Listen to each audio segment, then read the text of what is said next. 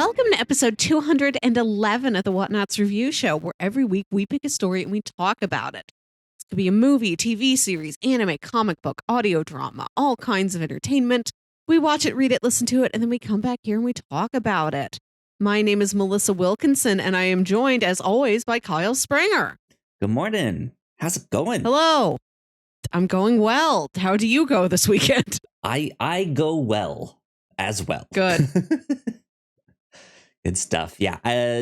Not much happening around my household this weekend.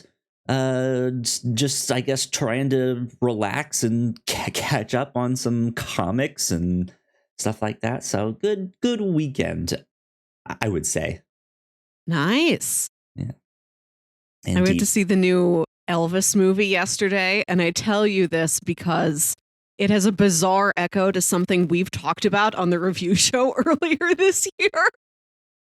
Interesting. Twice in 1 year, I've gotten to see a movie where Cody Smith McPhee puts on a cowboy shirt for an Australia-New Zealand area director to be in a period piece film. Interesting. It's the same tall, gangly kid wearing awkward Western wear back in front of my eyes one more time. Okay. How was it though? How was the movie? I enjoyed it. It's really kinetic. It moves like nothing I've ever seen before. If you've seen other Baz Luhrmann films, it's like that, but I feel like he cranked the dial up a couple more notches. Interesting. Okay. Good to know. My parents were interested in saying that, and I was like, "Oh, that's my Baz Luhrmann." They're just like, I don't know what that means.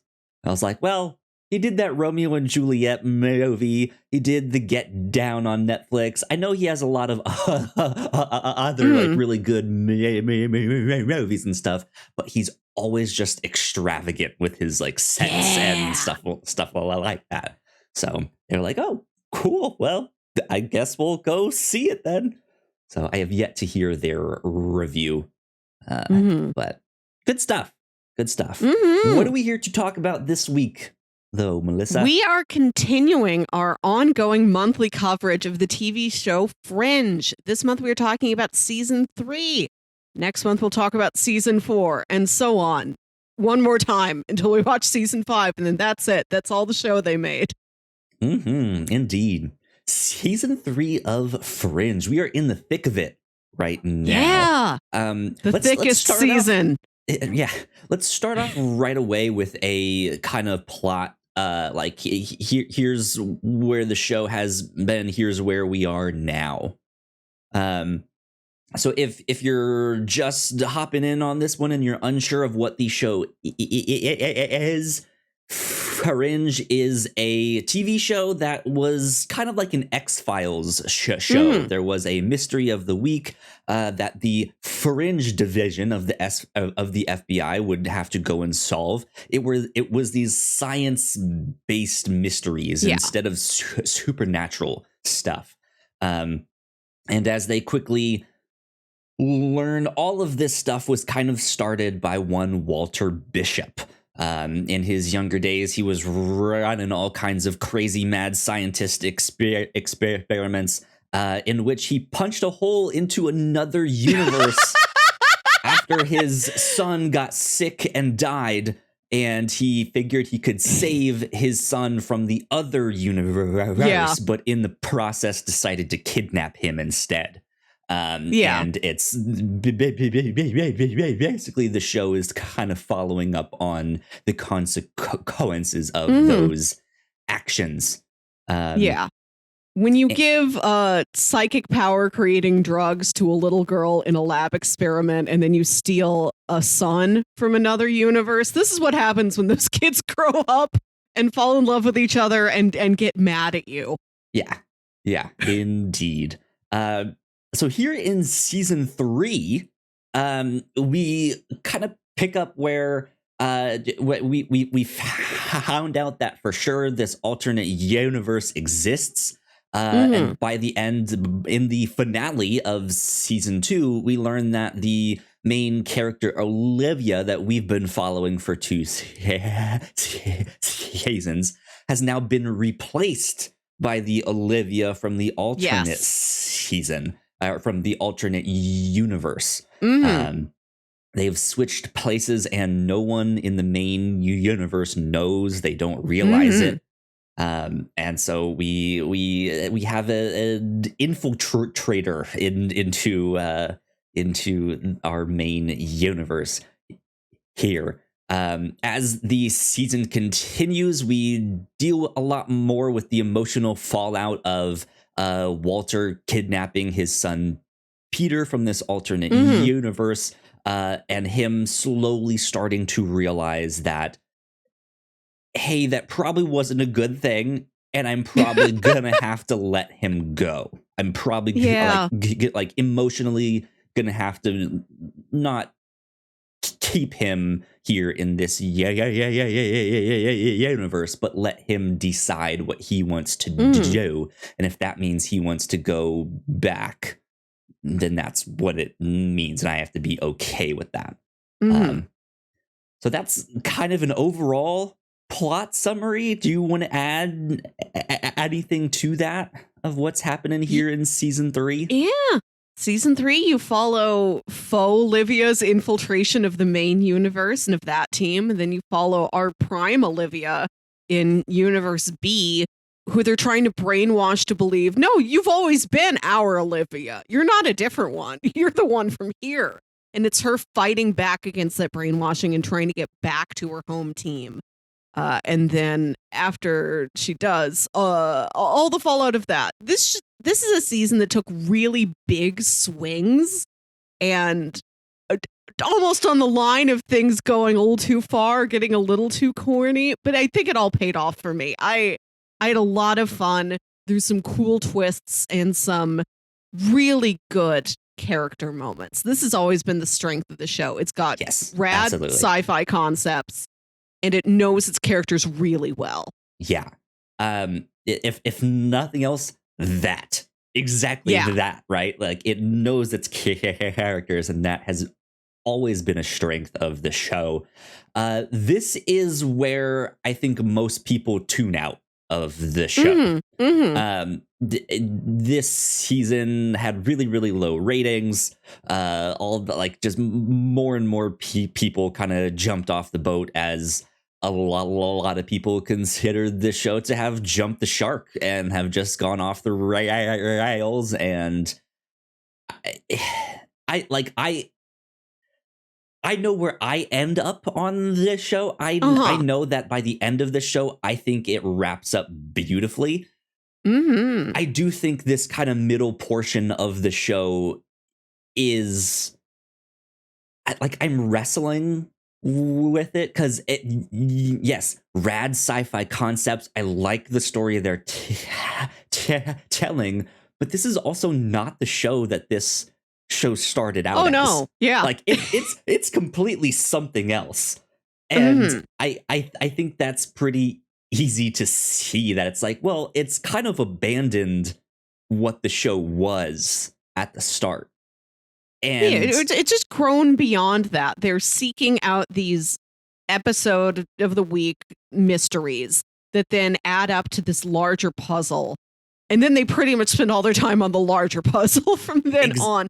There is still a procedural element to the show. Like when we see our Olivia over there in Universe B, she still has to solve a case of the week that doesn't really add to the larger mythology at all. But you can see that the show is starting to get away from that and have just pure mythology episodes more often. Yeah. And to me, that's kind of what I'm wrestling with, is the show had such a strong start as that weekly procedural mystery of the week, and it felt like it was slowly unraveling this mystery. And that's what season 1 is, and that's why I think a lot of people really like that first season. And then, it feels like they slowly want to get to more of a prestige television show, but they're not. That is the thing, right? Just by them abandoning that procedural weekly format to what if we focus on that larger mystery and just tell that story, no matter what it is? It really does feel like they're trying to. I mean, I don't begrudge them for trying to do something more, for trying to grow beyond like their where the show started at. And I like the idea of this show just being a prestige show, but then it's also still weighed down by the idea of, oh yeah, we forgot this is a procedural. We need to do a weekly mystery here, or like a now it's like a mystery of the month thing, and like once a month they go on an actual case and solve that thing. And so it still feels like there's this push and pull between, like, do we really want to be go full blown like prestige? Well, maybe not, because that like procedural aspect was still really good, and so it just feels like it's caught in the middle, if that makes sense. That's how I feel about this season. I think it's fairly well balanced, because the mythology of the show and the character dynamics of the show are like really closely tied to each other. I watched all of X-Files, and X-Files, it's got the alien mythology and it's got Mulder and Scully's relationship. And those two things don't have a lot to do with each other. But this is a show where the way the characters feel about each other, the state that their relationship is in, does have larger mythology, like plot repercussions coming from it. And in these one-shot Mystery of the Week episodes, you're still developing the characters, building their relationship, and that does add to this larger plot. There's even an episode that might feel like it's filler, you do get something valuable that does add to this larger picture that they're drawing. For sure. And yeah, we start to uncover some new mysteries in this season. All sorts of exciting stuff. It like, as much as I'm wrestling with that, it's still a good show. Like, it's still it just, you have to be down for the ride, I think.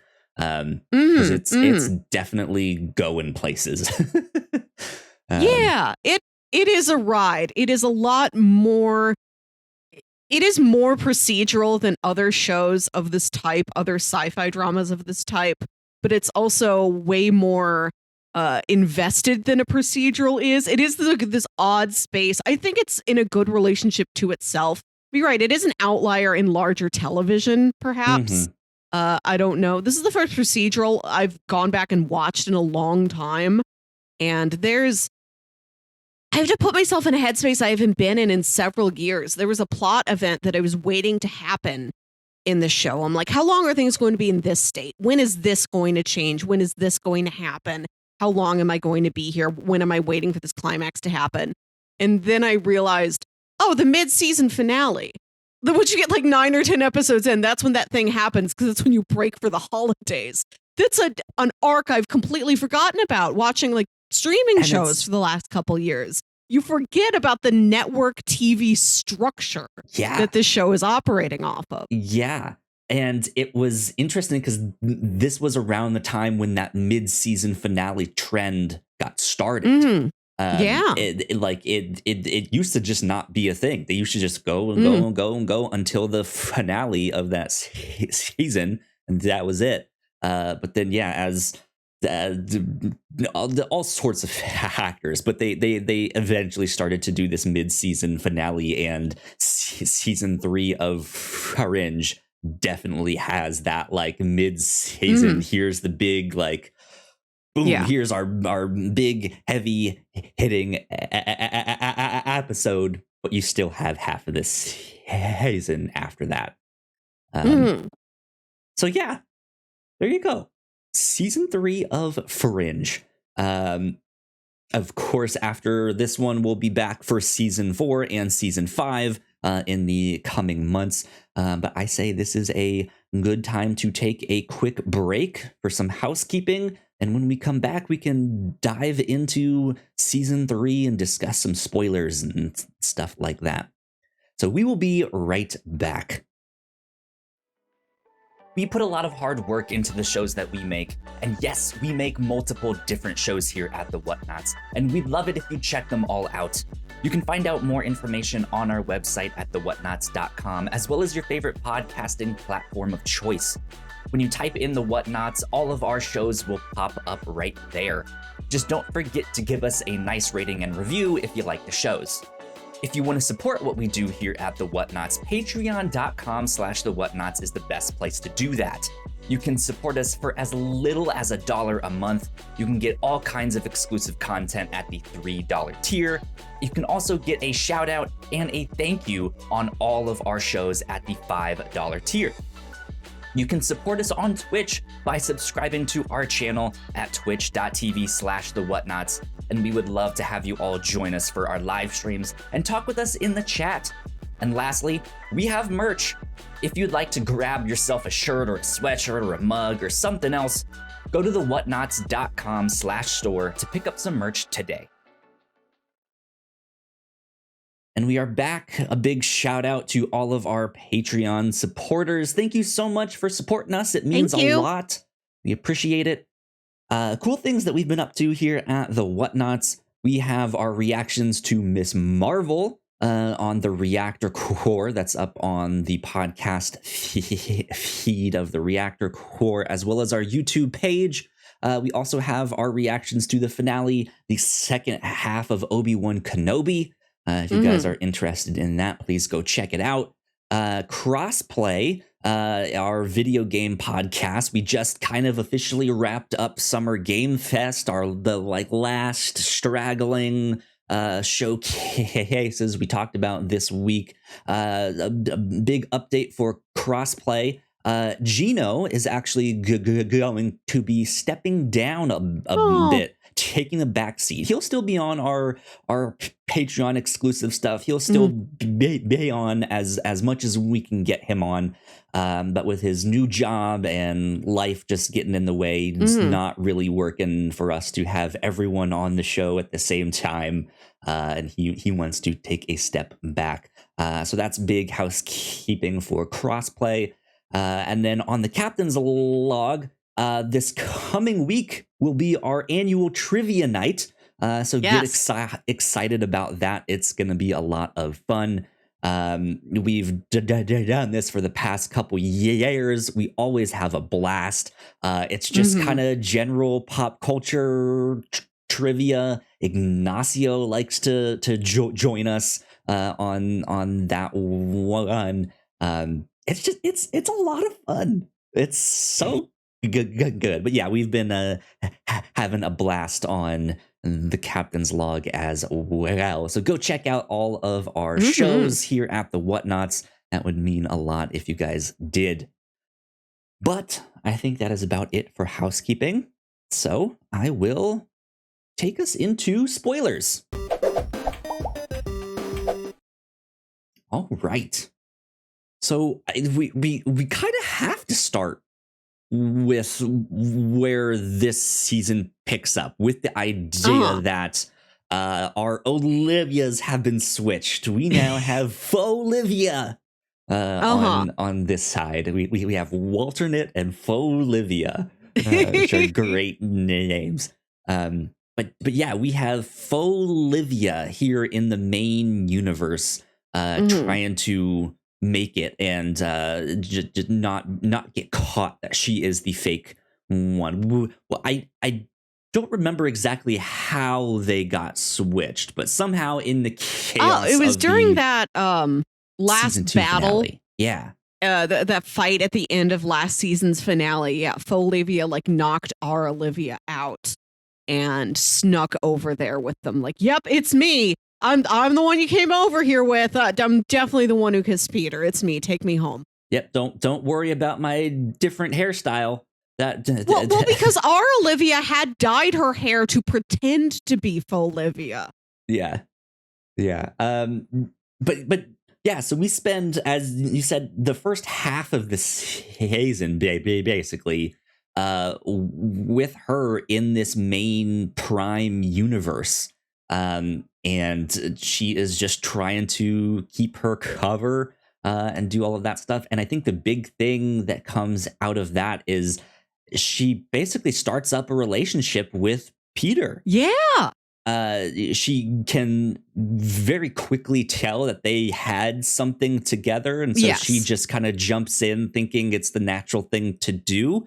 And they end up having a relationship and end up having sex, and she gets pregnant.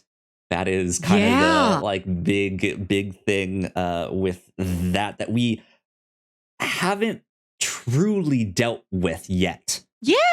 In just this fascinating season. Yeah. The structure of this season is so interesting to me. I left season 2 thinking that season 3, and I didn't know how long they were going to be switched. Again, I forgot about the concept of mid-season finale. Like I could have predicted, like 9 or 10 episodes, but I was like, is this the whole season? Like how long does she play this game? Is there a part where everybody does become suspicious of her, where they do realize, wait a minute, did we get the wrong one? Like they're biologically the same. They're the same in both universes. Are we sure? Should we develop a code word? How can we test her? And it doesn't get to that point. Like Peter notices Olivia is different.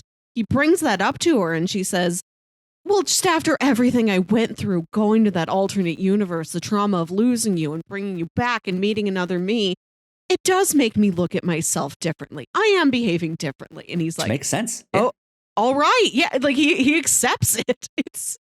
He's never suspicious of it until our Olivia is able to like break through and like get somebody to call him and be like, I'm supposed to call somebody named Peter Bishop and tell him like Olivia needs help. And he's like, oh no. And then there's this great scene where he gets this call in the middle of the night and he like plays it off like, oh, it's nothing. Telemarketer. I'm eligible for unprecedented savings. She's like, at midnight? He's like, it's never too late for savings. And then you see him lie there awake for 2 hours, staring at the clock, thinking about the last several months of his life, and come to the realization that he's made a huge mistake. Yeah, which really sucks. I was surprised we never got the suspicion of her infiltration. Like, Fauxlivia completely pulls it off until someone just tells him, hey, your Olivia's still out here. I mean, he has multiple reasons kind of not to question it. Because, you mentioned the one of the trauma of just being on the opposite side and going to this alternate universe. But then for him personally, like, he has been trying to build this relationship with Olivia. And now they're finally in a relationship. And so it appears that she has kind of let some of her walls down, at least to him, which is kind of what you do in a relationship, right? You start to let those walls down and be a bit more vulnerable with your partner, and hopefully that goes smoothly. So he also thinks it's just them being in a relationship. Like, he's finally getting to know the real Olivia. Or that, like, this relationship is finally starting to change them, and she's happier, and she smiles more often, and she just stuff like that. And he notices, and at first he's like, she's different, but he has just so many reasons, so many excuses to just kind of be like, well, I guess it's fine. And so there's no one that is questioning it. You're right. It's at least interesting that no one else. This would have been a great time for Astrid to just be like, hey guys, I don't think, and like. Astrid, our puzzle cracker. Right? Yeah, like if she had, like, I think that would have been an interesting plot for her. For her, this main character, but this side character that we still, like, she is a great character, but is someone that we know the least on the team. And so for her to speak up and be like, hey, I don't think this is our Olivia, or there's something wrong here. Like, you can see why they might be dismissive of just in terms of the way stories typically go, right? It's like, oh, no, it's fine. Like, she had to deal with so much on the other universe. But that's not how they went there. And I think it also makes sense the way that this story went in an interesting way, but it's not what I expected. Yeah, I was not expecting this to be a one-sided thing where of course our Olivia is going to try and get back home, but they never think our Olivia's over there, we have to get her back. Until the episode when it's revealed, and then it does take one episode. They do get her back in one episode, which is a quick turnaround. I also want to talk about that baby. That our Olivia, that Fauxlivia doesn't know she's pregnant until she's been back home. She's there for a couple weeks. There's a bug episode where she thinks there's like a mutant bug in her. And then it's like, no, you're pregnant. That's what that is. Yeah. And and then like the, Walternate and evil Brandon accelerate her pregnancy because they have this magic machine that you put Peter in, and it blows up one of the universes. They're like, okay, we don't have Peter, but now we have this baby with half of Peter's DNA in it. That's good enough. So accelerate her pregnancy. This very harrowing episode. She has the baby. And then there's this woman who had no idea she was pregnant. She's probably known she's pregnant for like a week or two at this point, is kidnapped, goes under these science experiments, has a baby within a day, and suddenly just has to be mom, has to come up with a name for the kids so suddenly, such a sharp turnaround. Yeah. And it really makes you feel for this character she went over there and infiltrated the team because she is a trained soldier for her side, and Walternate has convinced her that other universe, they're against us. They made the first strike. They took my son. They're the enemy. Go over there, infiltrate them, destroy them. And she's not a bad person. You do see a lot of our Olivia in her. And I think the season does do a good job of illustrating that in her, that she is absolutely dedicated to her job, just the same way our Olivia is. And then to have her to give her this storyline where she very suddenly, abruptly, unexpectedly has to transition into this different role in her life does a lot to make you feel for Olivia. Yeah. But that baby, by the end of the season, nobody in Universe A knows about that baby. That baby is not picked up on. Not that the show drops that storyline. Just plot wise, there is not an opportunity. She was pregnant. They didn't know. And then when they switched back, it's not like they see a pregnant Olivia next time they go to the alternate universe. They don't know. Yeah. I think that's another fascinating choice, that just the way the plot mechanics lined up, there was not an opportunity for that many people to learn about that baby. That's not what the climax of the season is Peter learning he's a father. No, we don't get there. And I think these choices that the show makes are very interesting, that you feel like you can see the game plan laid out ahead of you, and they're like, no, we're going to take a real sharp turn here. Yeah. What if there was no Peter? What if Peter just straight up vanished from the face of the earth? That's how this season ends. Yeah, indeed.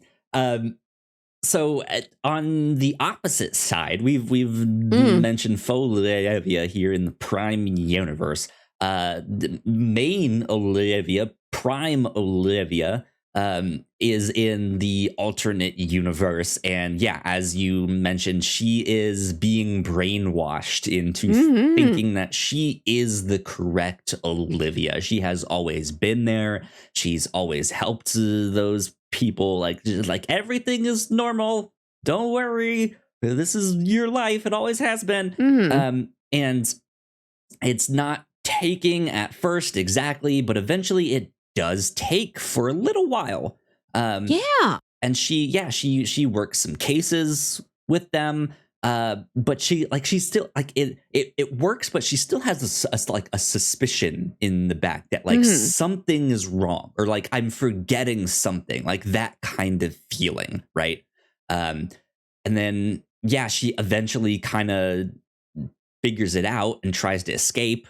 And that's where we meet an actor that I really like, Andre Royo. Yes, he's a great actor. He plays a taxi cab driver. I think his name was Henry in this one, right? Henry Higgins. Do you know what the joke is there? No. Because he's a cab driver driving this woman around. It's a play off of My Fair Lady. Okay. That's the main character from the musical My Fair Lady. Interesting. So the lady was to pay him a fare as a cab driver. Okay. Okay, I get it now. But yeah, he's that like his character in this show, I love him. He's great. Yes, a great yes. addition to the cast, where he is kind of held hostage by our Olivia as she tries to escape and find sanctuary and get home. And he's just being held at gunpoint, being like, okay, crazy lady, like, who thinks she's from an alternate universe and being brainwashed. I don't know. But then he can kind of eventually tell that, he's like, she's not actually trying to hurt him.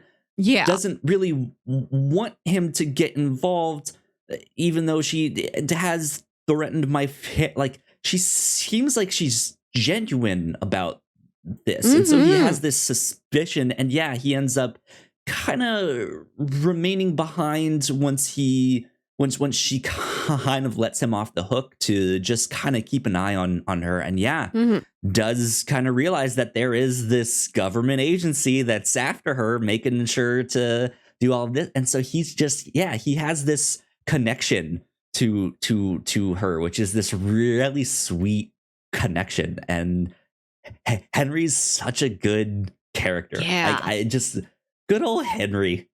Right. I love that he got to know our Olivia, and then he doesn't know that they got switched back. So sometimes he will like drive by Olivia's apartment and it's back to being Fauxlivia. She lives there now. Because he just met this woman in the strange circumstance and he was worried about her. And he's like, I just drive by every once in a while to check on her. So when she's kidnapped by these scientists, he gets brought in. He winds up delivering her baby. This show deals in such strong but very specific emotions where you feel for Henry, who is bonded to this woman, and suddenly he has to step in and help the copy of the woman who he knew. And Fauxlivia like doesn't know him but recognizes how much he cared for who he thought was her. And then that's what she ends up naming the baby after. She had no idea. She had no time to think of a name. I will name it after this helpful man I just met. This is baby Henry. Indeed.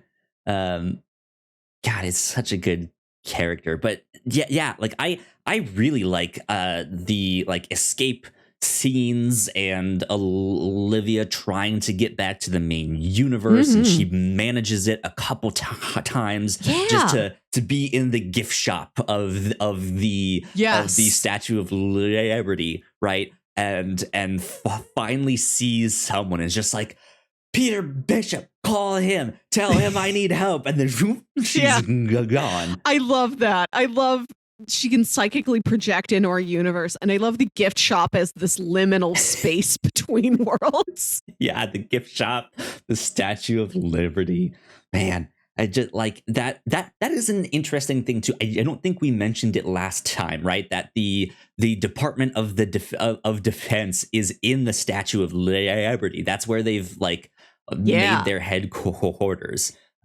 which is she's interesting choice, especially since the Statue of Liberty is kind of this is supposed to be this beacon of hope, especially for people trying to find sanctuary in the United States, right? Whereas it's still a beacon of hope in this alternate universe, but it is this much more militaristic, defensive Yes.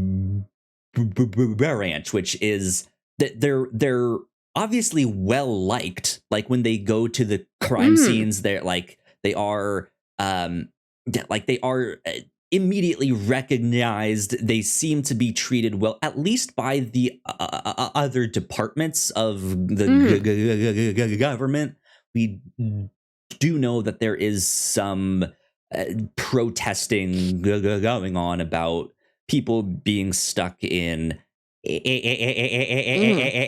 amber and stuff like that. So they're not as liked by everyone, but I think generally speaking, it's safe to say that they are pretty well liked, which is interesting considering how militaristic they are and how like looming, like how much of a looming threat they are to our main universe. Yeah, the energy of the Fringe division in Universe B is so interesting that they are more militaristic. They are tougher and harder, but they're also more casual and more quippy. Like that Olivia wears cargo pants. Their Broyles just wears a t-shirt. He's just wearing Under Armour on the job. And in our universe, everybody is very formal and like they're wearing suits and they're not as open, but they have so much more heart to them. It's fascinating for sure. So we've mentioned kind of both of the Olivias, all the stuff that's been happening to them in the first part of the season. In the midst of that, one of the things that Peter is going through is that he is discovering that there is this machine. Yeah. There is this kind of weird machine that Walternate has built. He's not really sure what it's for, but he finds this drawing of what he assumes is himself in the middle of this machine in this like Christ-like pose. In the midst. Or not, it's like it's both Christ-like as well as like torture device, like arms and legs a little spread. He's not crucified, but he like his arms and legs are spread out, and he's attached in this machine, this weird sci-fi machine. He's also shirtless in this diagram, which I think is so funny. That whoever drew this is like, well, why would he be wearing a shirt? Let's don't draw Shirts a shirt. Not necessary. Some assembly required. They don't bring it up. So when he climbs into the machine in our universe for the first time and it doesn't work, I'm like, Peter, it's because you were wearing the shirt. You didn't follow the diagram. Batteries and shirt not included. Topless. It only works if topless. Come on. Take it off.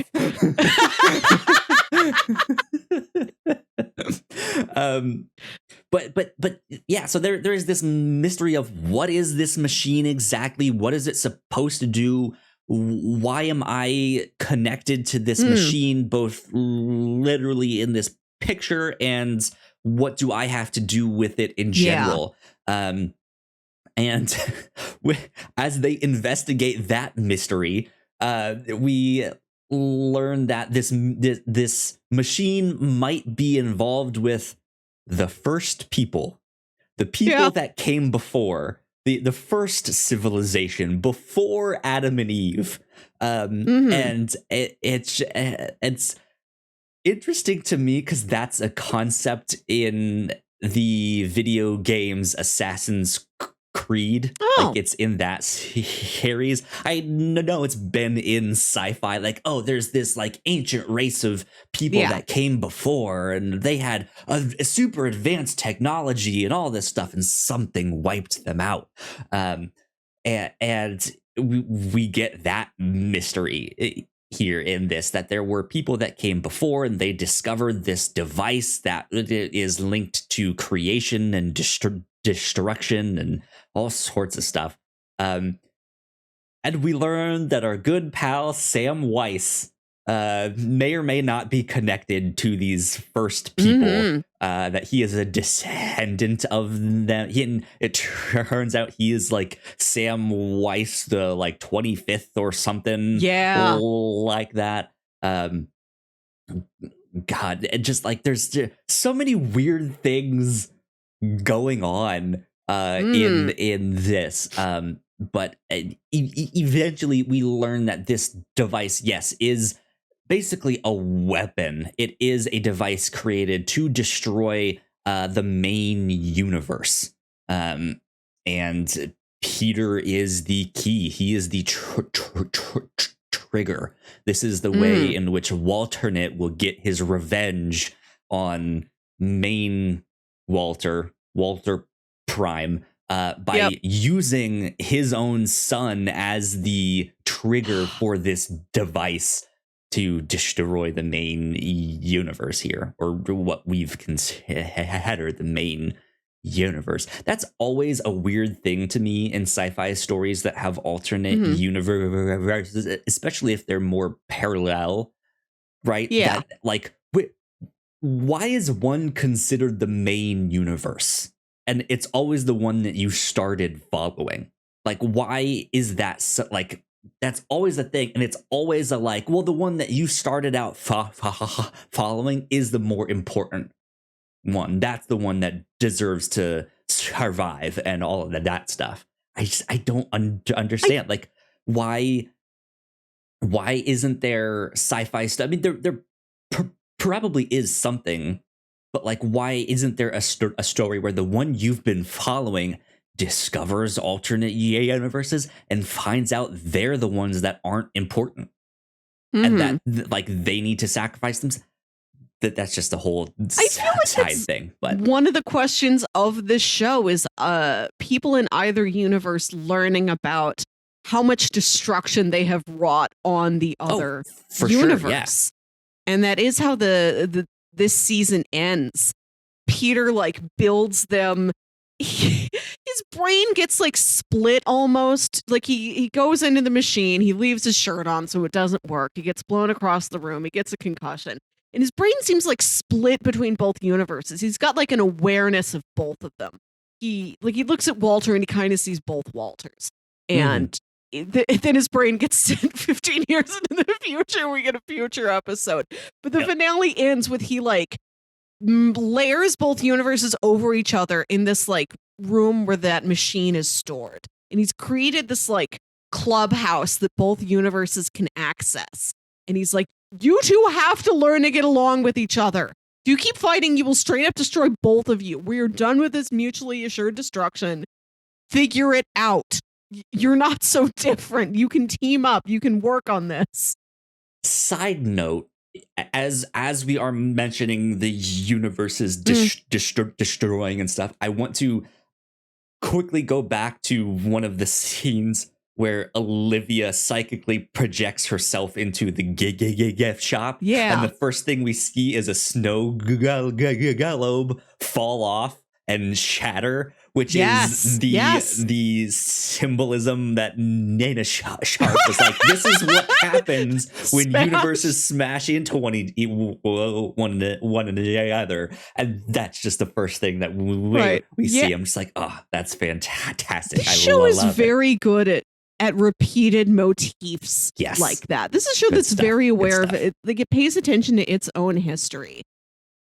One neat little touch I liked in this season is last season we had the musical episode, the jukebox musical episode, and Olivia sings to Peter in that musical fantasy For Once in My Life by Stevie Wonder. And there's an episode this season where the two of them go to a bar and he like goes over and puts some song in the jukebox and you barely even hear it. It's like real quiet in the background and it's that song again. Interesting. Good stuff.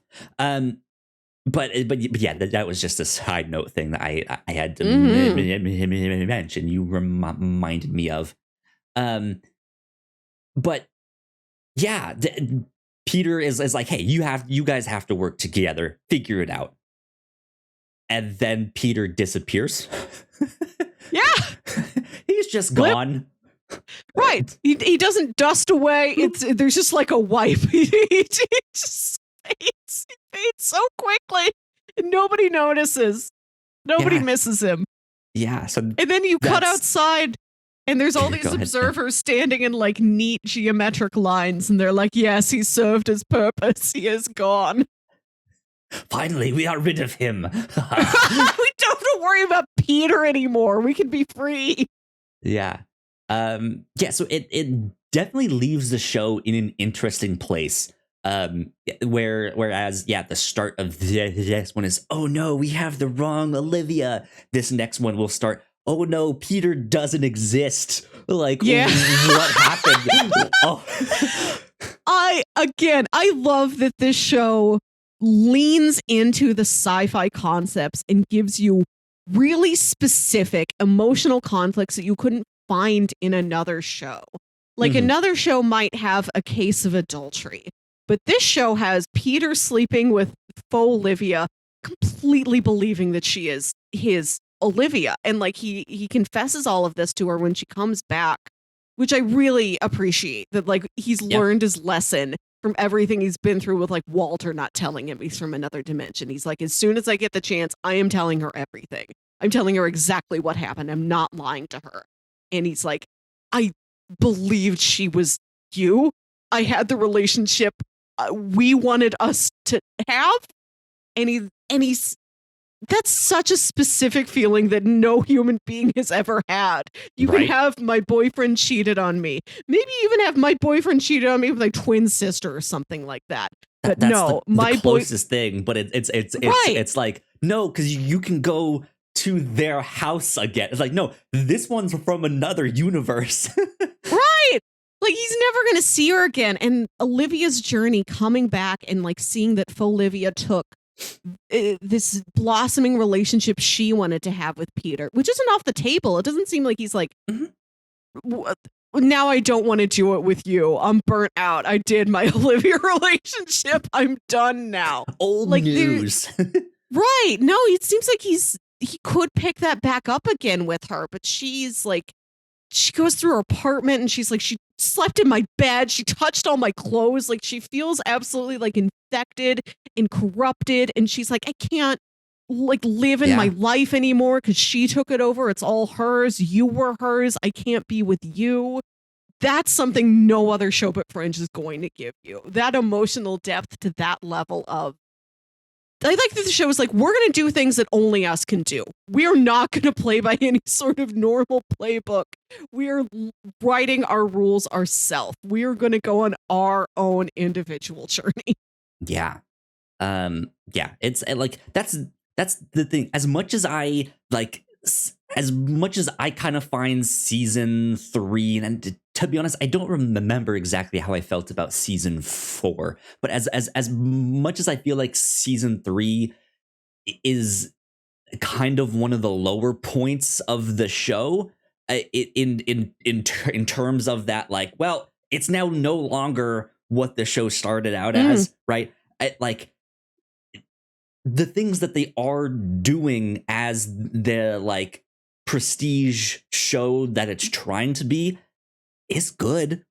It's fun. I like it. I just wish that it wasn't also trying to do the procedural stuff. Yeah. Like if they completely dropped that and that's all this show was, it was this prestige show. Who knows what that word prestige means exactly, right? But like just that thing where it's not a mystery of the week style show. If it was always that, this stuff would be phenomenal, and it still is. And like but it's just they still have that like, but wait, you're a procedural. Like you need to do that every once in a while, and it just feels like it's holding the show back. If that makes sense. So yeah, like I still absolutely have a great time with all of these sci-fi happenings and concepts and weird things. You slept with my alternate from a parallel universe. And like it's stuff that I like as a big sci-fi fan. All of this is like, this is great. I love this. but yeah, it's a completely different show than where this started out as. So I like that journey. I bought this Kindle earlier this year for all the comics that we read on this show. And I thought, I've never read an actual ebook on this. Let me get back to reading a prose book, which I don't do so much anymore. And I'm flipping through like the Kindle library, the Hoopla, like public library app where you can get all these free ebooks. And I'm finding things and I wanted something else that felt vaguely similar to this. I love a Fringe. I love an X-Files. And I was finding things that were either straight up serial killers all the way through, or book one, I'm half demon. My partner is a man who transforms into a panther. And it's either too normal or too intense, too much off the bat. If it started at one and went to the other, I would have a great time. That would be exactly what I'm looking for. I like that the show it started out as this procedural and is picking up as it goes along. Okay, Olivia was tested on as a kid and she's got psychic powers. Peter's from another dimension. They can cross over to the other dimension. Like, it slowly rolls along and adds all this stuff onto it and grows with it. Like, you can see where you've been and there's a great excitement and mystery about where you're going. I like what the show does. I like that it is changing its formula to fit its needs as it grows. And it didn't start. Episode 1 does not feel the way that the season 3 finale feels. I like that. I like the growth. I like the arc. I don't know if I would have, if the show would have played the same if we had everything that we have now in the first episode. Like, this is Detective Olivia Dunham. She is psychic. She can see into another dimension. This is Peter. He's from another dimension. That's fair, indeed. I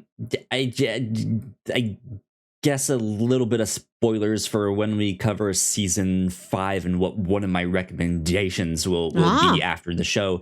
The Netflix show Lucifer. That we watched the first season of that show here on the review show a number of years back, but then I went on to continue watching that entire show, and it's a similar show in the sense that it is a procedural, right? But there is this overarching story that it is trying to tell, and what I liked about that show is that it kept the procedural aspect, but it was these bigger like mid-season finales or season finales where it, like, that is when it dives into the, like, okay, now we're gonna drop the procedural and we will do the like, here is the prestige television series thing. So it saved like each week when they do the mystery of the week or the crime of the week thing, right? It still plants some seeds here and there. It progresses things. The character relationships move along, but it's not until that mid-season finale that it culminates. And it that's when they're like, okay, we're not going to do a new mystery this week. We're just going to do it has a bit more of that. Whereas this just kind of completely abandons the mystery of the week thing here. And I think, like, that's the thing. I don't want to say I like the way Lucifer did that better, per se, but I think it is another way to do what this show is trying to do here. And I think it is maybe what more people were hoping for. Of just like, hey, let me, like, I still want that crime of the week. Let's solve weird science mysteries, right? Because that sounds fun. And then on top of that, what's going on with Peter and Olivia? What's happening with this alternate universe, right? So it's interesting that you can get multiple examples like that. I think I would kind of like to see what this show would have been like if it was that version, if it stayed with it.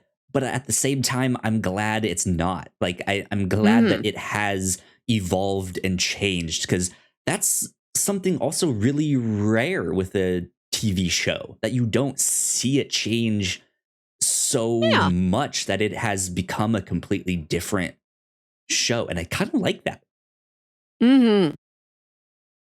So good stuff. Let's talk about some of the other big swings that this season takes. Yes, please. How do you feel about William Bell taking over Olivia's consciousness?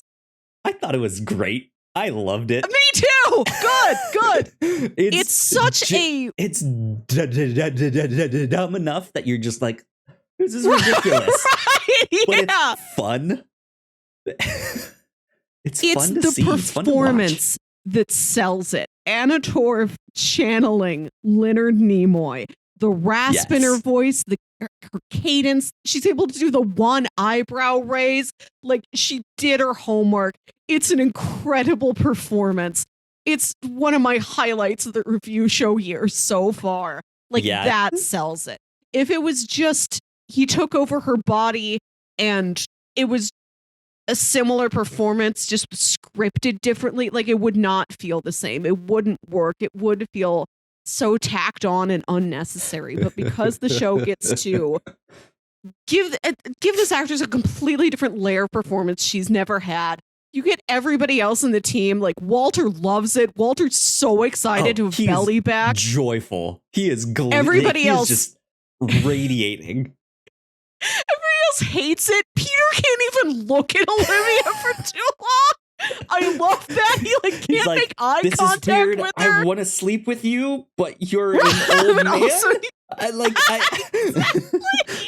And they try this experiment to pull his consciousness out of her, and it doesn't work. And they have to take Olivia to the hospital. And when the ER nurses is talking to Walter and Peter, and she's like, "Unless you're next of kin, you gentlemen have to get out of here." And both of them say at the same time, Peter says, "She's my girlfriend." And Walter says, "He's my partner." Right, yeah. And I love that, that's the one instance of girlfriend we get. We don't know if she knows that he's thinking about her that way exactly quite yet. I like that admission of something that we don't have proof has been admitted in any other context. Yeah. Yeah. So I mentioned how this show is interesting because this is right when the trend of that mid-season finale kind of has gotten started. This is also at the start of seeing these weekly procedural mystery of the week, crime of the week style shows doing these weird things where it's we'll have a musical episode. Yeah, we'll have an animated episode, which we also get here in this season. But this just is one episode. We'll have an episode where Anna Torv is channeling.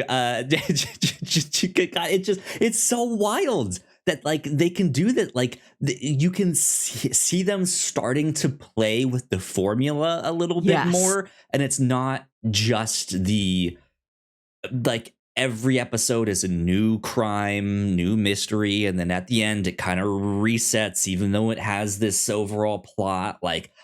They are actively thinking of new ways to change that formula, which is really neat. I enjoy that a lot. And while I might not be into that story, that fable story, once upon a time there was and it was the crime noir thing that we got in season 2. I like the crime noir aspect, but I wasn't so into the fairy tale aspect that they had in that. It's the same kind of thing here. I don't I like the shared hallucination dream state concept.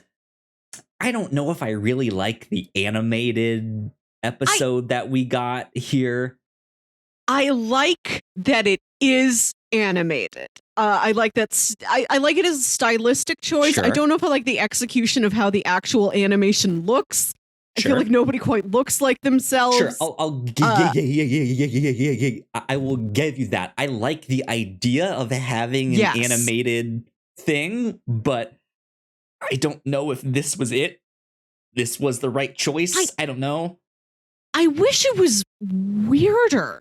This LSD episode, the name of the episode is lysergic acid acid dithalamide. It's like whatever LSD stands for. Like they all have to take these drugs, go under, go into Olivia's subconscious, like pull her out, pull William Bell out. They're going to put him in a computer like Armin Zola. And then Broyles is there monitoring, and he like accidentally like touches it, and then he's just high as a kite, staring at a red vine, twisting it around like I can see it spiral forever. Astrid, I can see eternity. I'm scared, Astrid. Hold my hand. Hold me.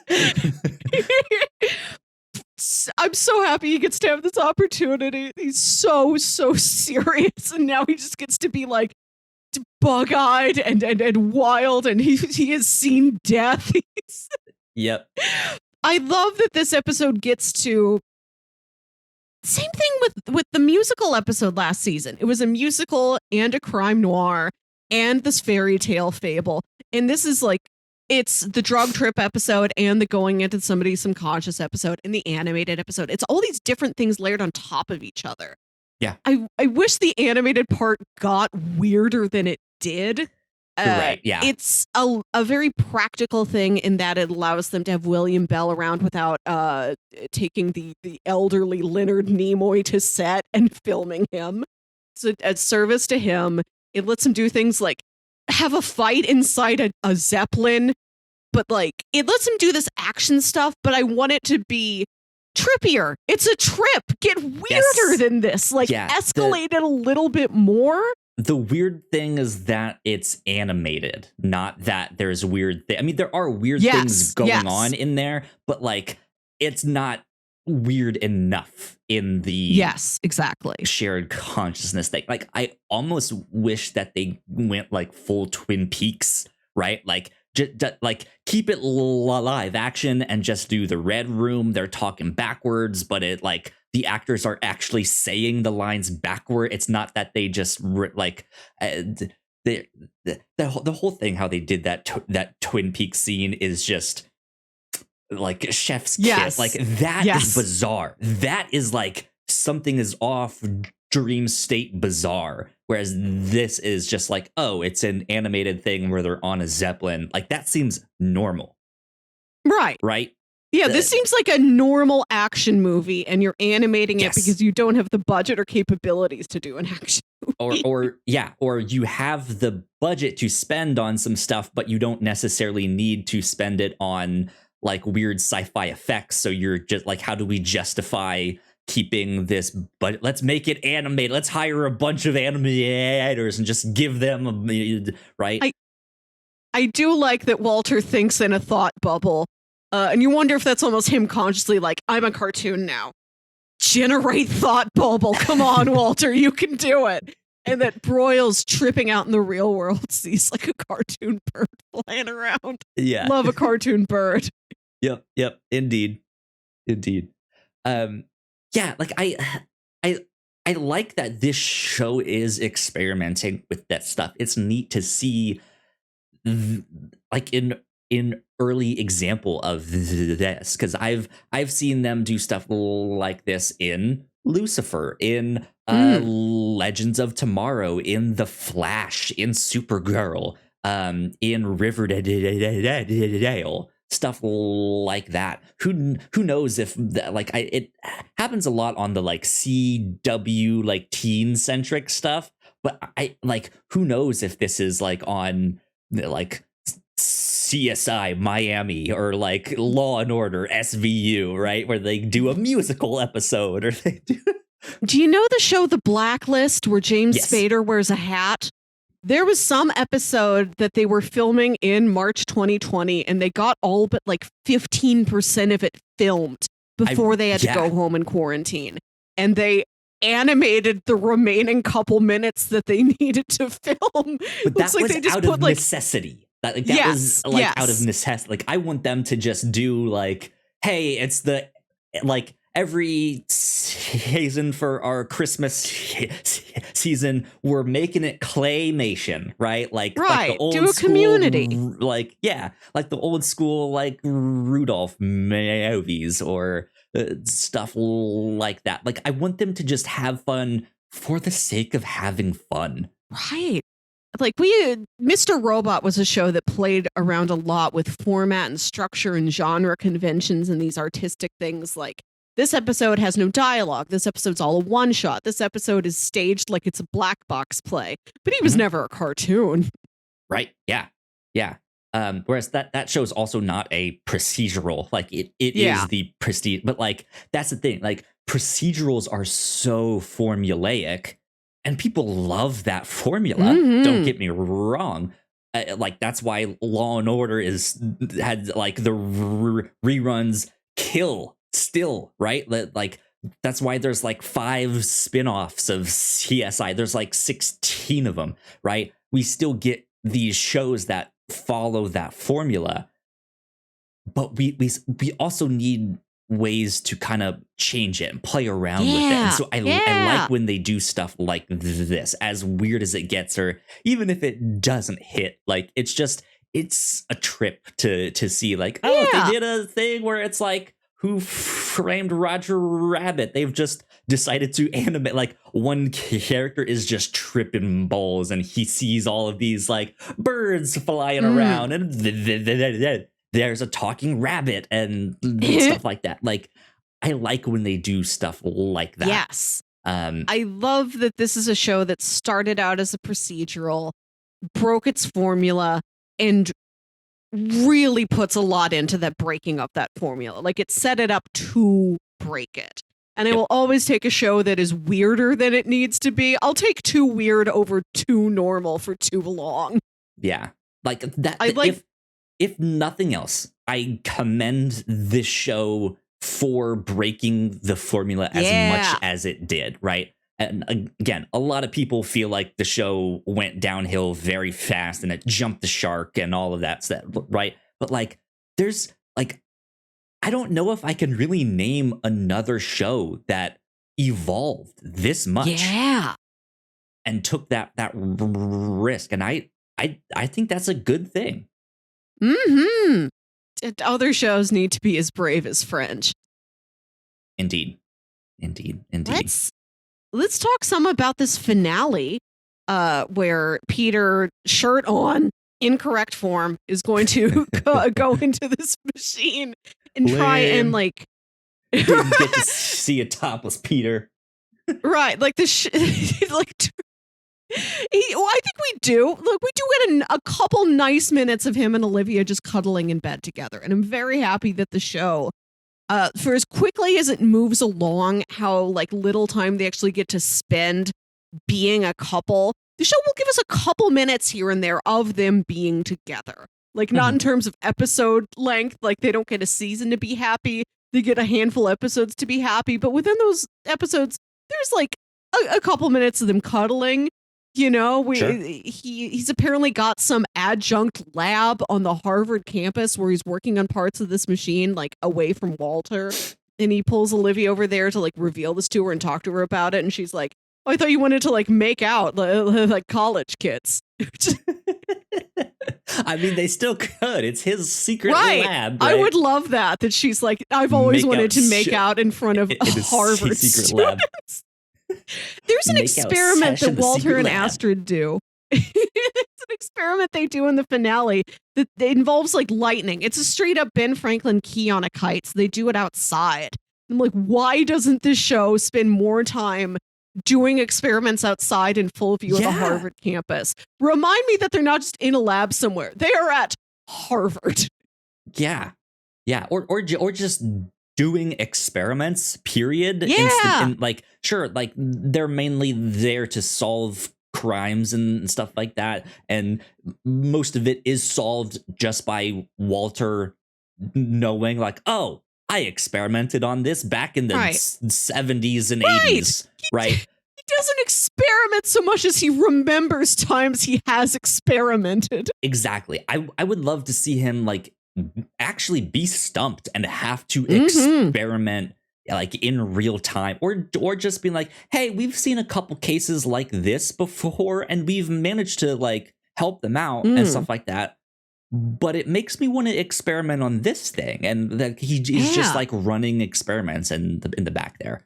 That'd be fun. we get a little bit of it in this finale where there's this arc this whole season of him dealing with the fact that William Bell took parts of his brain out, seemingly for his own good. But he looks at Walternate, who has a complete brain, and he doesn't want to be, in terms of his character, of his morals, of his limits, the man that Walternate is, but he wants to be that smart. He feels like he's not as smart as Walternate is, and he's struggling to make up for this. And there's times this season where Walter really hits a wall and does not know what to do. And I think that's fascinating. And I like that we get a scene of that in the finale. In the sort of 3 episodes that aren't direct 3-parters, but sort of form a finale unit. Yeah. Where like Peter's in the hospital, he doesn't know what to do. He goes to the chapel. I love to see a man of science try to be a man of faith in times of desperation. And like Astrid helps pick him back up again and get him back into experimenting, and they're able to figure it out. Yeah. Yeah, the show is just completely fascinating. Like we've barely even talked about the like future episode that they do here, and the interesting choices they make with that. That Olivia's niece has joined the Fringe team, which if you didn't recognize her, she's the friend from The Leftovers. Yes. In season 1 there, and I also think I just saw her in Boardwalk Empire. Oh, good. She's in that one too. But she grows up to be a Fringe member. We in this future, it is the alternate universe that got destroyed. And the main one survives, but now it's decaying so much that it's kind of turning into what that alternate universe used to be. And Walternate, in like a last minute desperation thing, came over onto the main universe to try and stop it and got stuck there. Now that his universe is destroyed, they make some interesting choices with that. But there's so much to talk about with this one. I love that the show gave us the full parallel universe, and then it gives us a flash forward to our own prime canonical universe. It's the sort of perhaps not things that will be, but may be only. And then Peter can go back in time and stop. He's like been Days of Future Past, and like his consciousness travels to the future. Not even gonna lie, that's exactly how I would describe the universe. I was thinking about that as I was watching it. I was like, yeah, we're gonna have to talk about the Days of Future Past universe here. There's some great character stuff in this. Like Walter has been reinstitutionalized for his crimes against science and the universes. Yeah. And they need to get him back out again. And it's this echo to the pilot. Like he has long hair and his beard. Shout out to John Noble. It seems like there's not a lot of difference between Peter who's 32 and Peter who's 47. Except for his dad haircut. Slightly graying hair. Yeah, he's got like action figure hair. He looks like a G.I. Joe. But like John Noble playing the slight differences between like a man who's 68 and a man who's like 83. He does a great job. And they like pull him out of the institution. They take him back to his old lab and he's like, "Where's my stuff?" And they're like, "We had to sell your stuff." And he's like, "Where's Astrid?" It's like Astrid's a full team member now. Astrid's a busy agent. Yeah. And you see him really think about, maybe for the first time ever, everything Astrid could have been doing when she wasn't with him. Yeah. And he seems really affected that he like took so much of this woman's life and career away. Yeah. I love the Astrid and Walter dynamic. I like that we get this platonic relationship that isn't like, he's not her direct mentor. She doesn't want to grow up to be him. They just have to be together in this caretaker-y relationship, and they bond so well. They really love each other. I love that. I think it's in the LSD episode where he keeps getting her name wrong, and she retaliates and calls him Wally, and he just looks at her surprised. I also love in this timeline where things went so bad. It would have been when Ella was like 8 years old, and now that she's an adult, she's like, I don't really remember the before times. But she's there in the lab with Walter, and she's like, all I remember is that cow. That cow had kind eyes. And Walter gets so emotional, and he says, my Jean, she did have kind eyes. And that moment really touched me. The cow has been here since episode 1. We've always had Jean the cow in the back corner of the lab. We see her. The people will be like brushing her, feeding her. There are scenes where somebody new comes to the lab and they're like, a cow? They consider putting William Bell in the cow and like putting his consciousness, and he's like, it might have been have too to milk far. You. But it's like, we'll get Astrid to do it. I love that the show takes a moment to attach emotion to Jean the cow. Emotion besides bewilderment that Jean the cow is even there. I like that she has made as much of an impact on Walter. Like, he's affection for her the same way he's affection for Peter and Olivia and Astrid and everybody. My Jean. He thinks back on her so fondly. Yeah. It's a good show. Mm-hmm. Good show indeed. I don't know if I have much more that I really want to bring up. I just want to bring up 2 things real quick. Brief appearance by Jorge Garcia. Yes, we did get that cameo. I'm this in the middle of watching Lost again for my like 6th time, but it's my girlfriend's first time, and so yeah, it's nice to see him get a cameo in this show, and he gets to get high with Walter. It's great. This is another surprising turn where after Bell died in the season 2 finale, there's like a reading of the will. He has a magic bell with his soul inside it, and that's how his soul gets into Olivia. But like, he leaves Walter massive dynamic, and you don't get as many ripple effects from that as you think you would have. Like, I spent the rest of the season asking, okay, is Walter rich now? Like, does he, like, what of the company does he have? What do you mean he has massive dynamic? I know he can like go there and like sort of use their lab space, use their resources, know everything that they know. Brandon basically works for Walter now. If he's the CEO, then yeah, he would be making bank. Right. I was waiting for that. Like, are you guys going to buy a new house? But I wanted him to show up with like gold chains or something. I'm like, what does the Bishop family with millions and millions of dollars look like? Show me this. Imagine him with like a Flavor Flav, like giant gold chain. Walter with a hat on, like sideways, right? I want him to like build some like mobile lab in a very fancy, extravagant van that they drive around in. You know those memes of Vision when they had him in the like gold chains and the do rag. It's that, but it's Walter. Right. Astrid once offhandedly mentioned how she wanted a pony when she was little, and Walter buys her like a full horse. It's just in the lab and they have to work around. I wanted that. We never got that. He should be making bank. Yeah. That's right. Interesting Show me that this, even please. Mention that. And the final thing I want to mention is just the word vagenda. Yep. Her vagenda. Oh man. Yeah, there's a lot to talk about in this show. I think this is also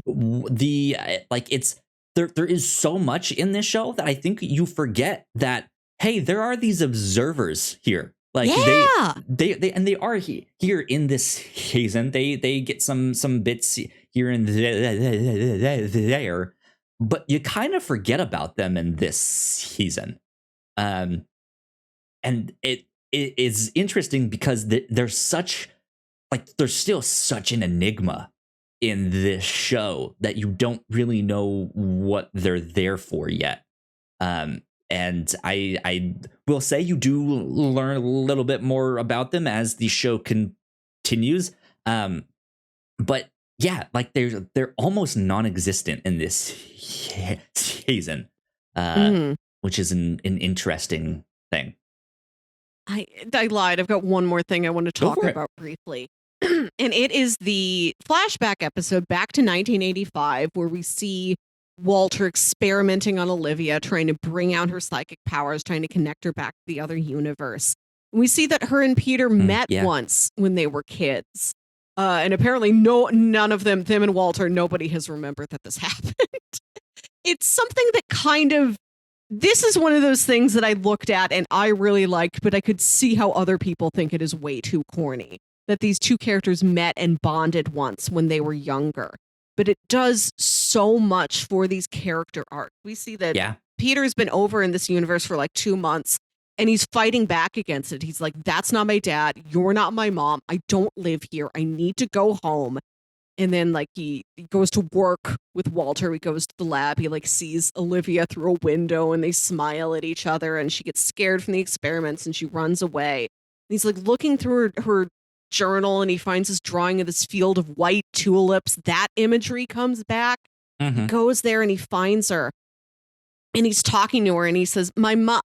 And then he stops because, he's like, well, that's not really my mom. But you can see that he thinks, what am I going to do? Tell this nice girl I just met I don't think my mom's my real mom because I'm from another dimension.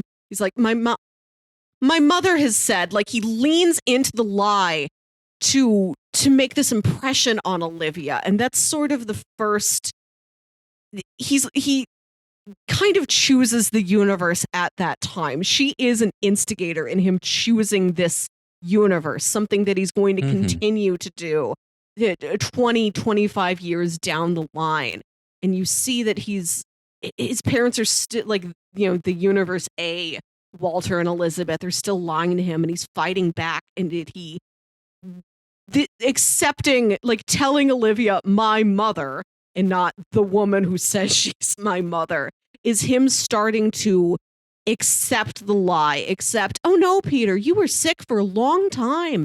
You got confused. You're not remembering this correctly. And you see how that sets up his relationship with Olivia, where he's like, I see that something's different. And she's like, it is different. Yes, it's different on purpose. And he's like, okay, I have some hesitations, but I will accept this and I will accept you and I accept this universal truth that I am being presented with. Yeah. It's an interesting thing. It may be unnecessary, but it fits with all of this stuff because we know that he doesn't remember his childhood. We know that Olivia doesn't really remember her childhood just because of all the traumatic stuff that they went through. So it fits that they could have met and just don't remember it, right? Peter, Walter also kind of doesn't necessarily remember all the experiments because he's had portions of his brain taken out. He's been in a mental institution for 17 years, right?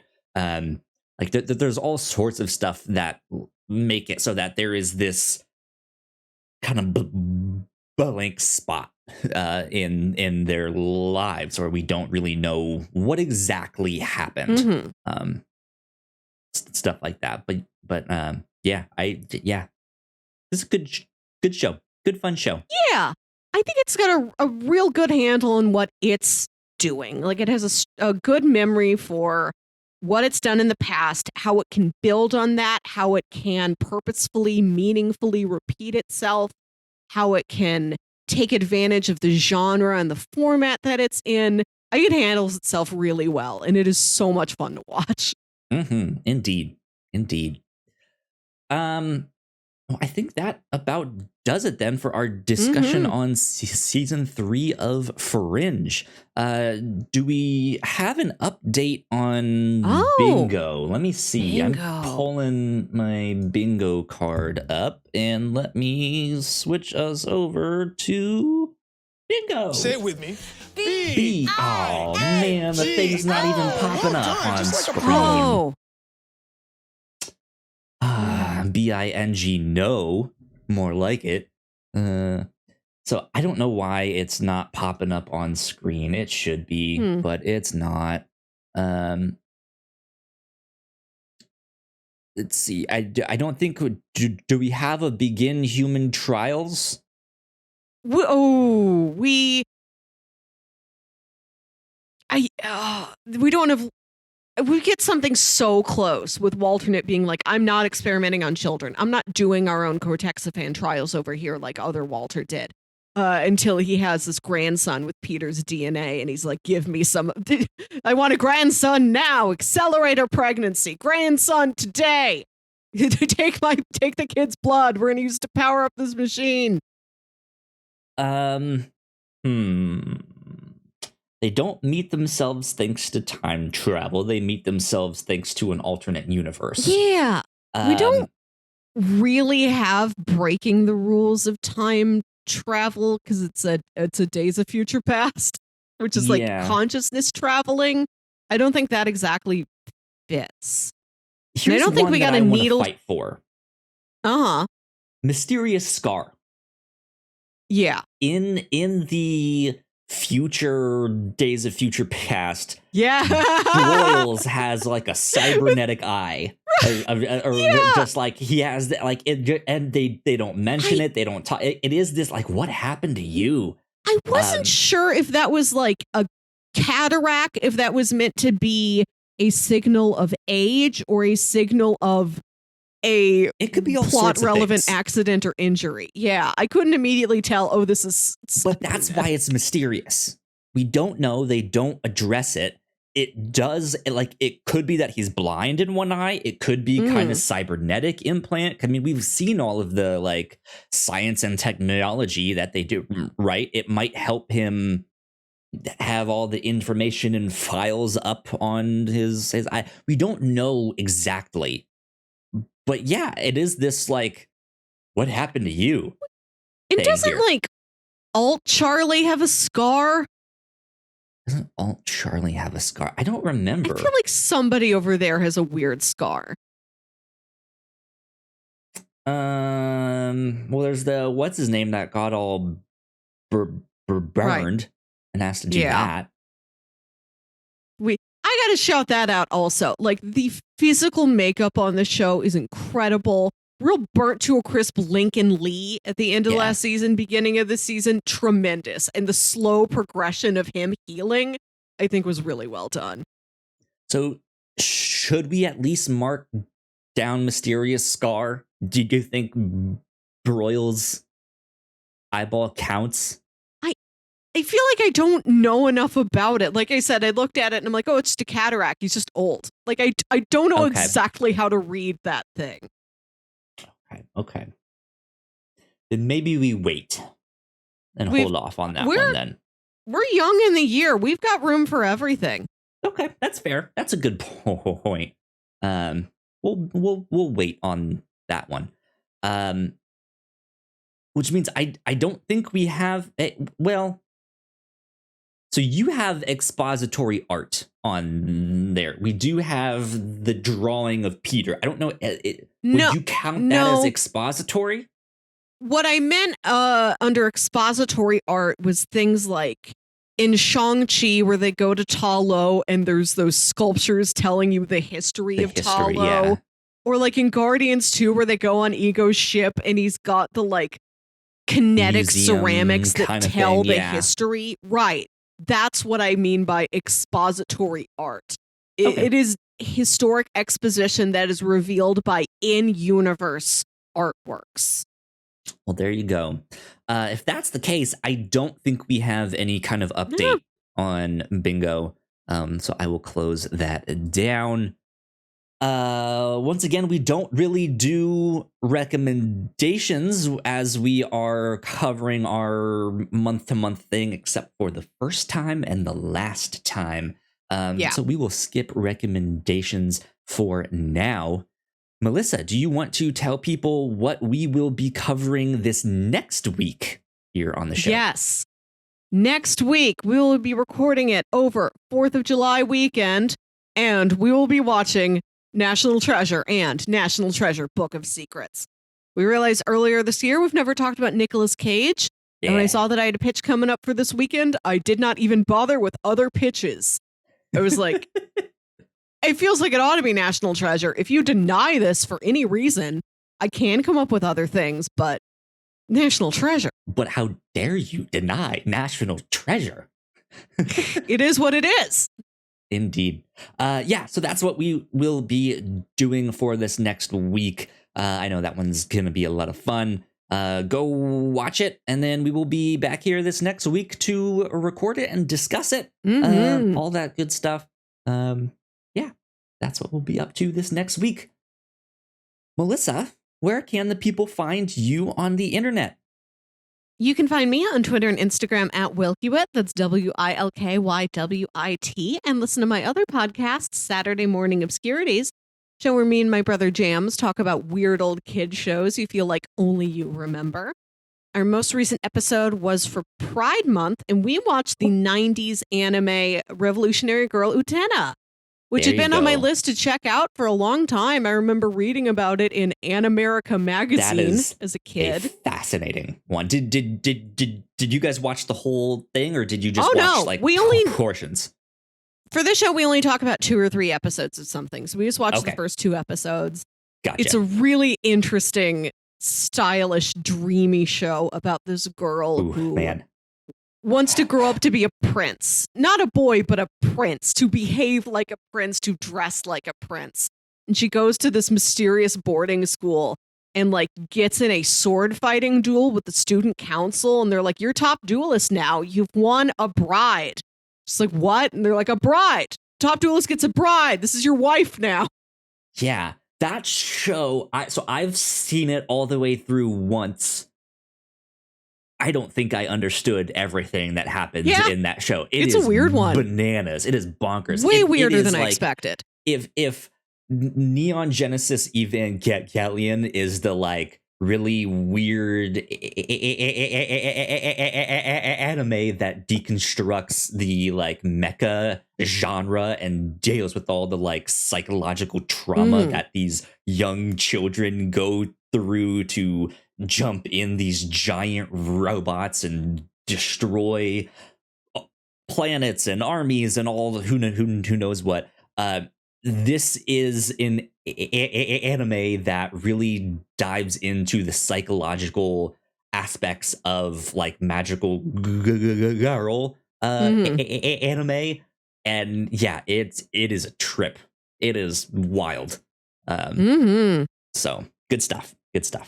You guys can find me at Yo Kyle Springer on Twitter. And if you guys would like to stay up to date with all of the stuff that we do here at The Whatnots, we are at The Whatnots on Twitter. So please go like, share, and subscribe. That would mean the world to us.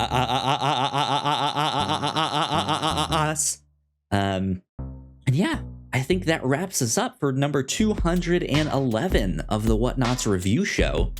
So thank you for checking this one out. Thank you for joining us, and we will see you all next week. Bye. Bye.